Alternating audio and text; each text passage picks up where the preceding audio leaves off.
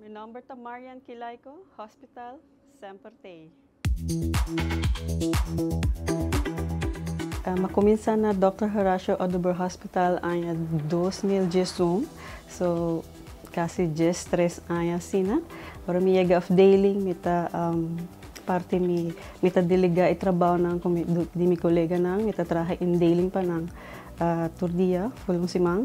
Después, importante di mi trabaho ta normalmente mita pone compassion and positivity sa ita idos characteristics di enfermera nang kumita punitur dia pa mi patient nang ayuda mi kolega nobo nang siya nang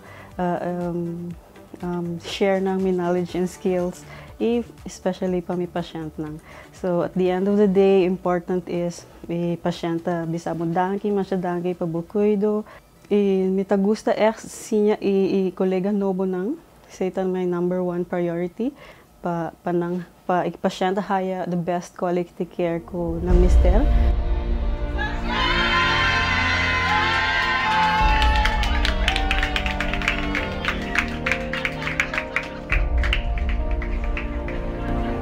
Oh my God, surprise minuto ta verwacht say.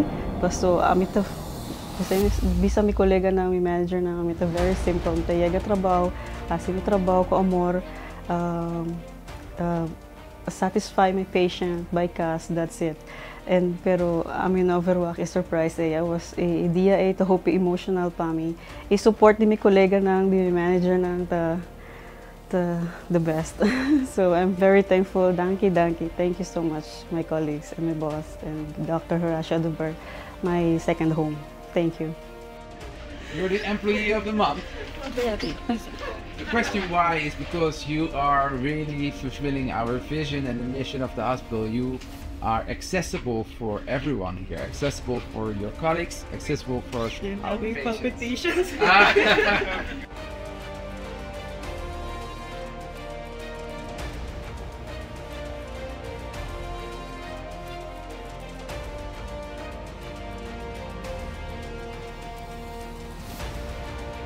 So our hospital stays in your heart forever, and you will be in our heart forever. So thank you.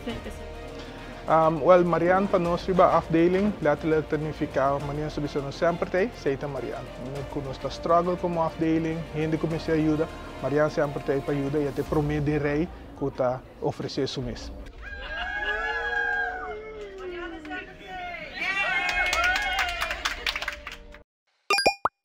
No Sempertei!